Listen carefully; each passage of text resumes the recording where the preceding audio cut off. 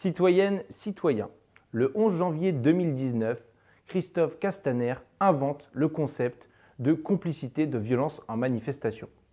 Ceci n'existe dans aucun code, aucune loi, aucune infraction. En réalité, il semblerait que ce soit très clairement une menace envers ceux qui veulent se mobiliser et exprimer leurs revendications de manière légitime. Très clairement, il semblerait que ce soit une infraction à l'article 431-1 du Code pénal. Je vais vous en faire la lecture.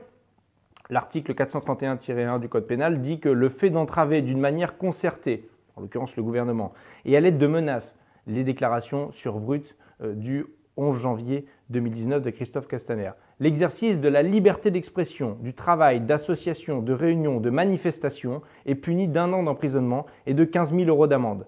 Le fait d'entraver d'une manière concertée et à l'aide de coups, violences, voies de fait, destruction ou dégradation au sens du présent code, l'exercice d'une des libertés visées à l'alinéa précédent est puni de 3 ans d'emprisonnement et de 45 000 € d'amende. C'est pourquoi je vais déposer une plainte auprès du procureur qui est lui-même auprès de la Cour de cassation, à savoir le procureur Molins, de sorte à ce que M. Castaner puisse être poursuivi devant la Cour de justice de la République.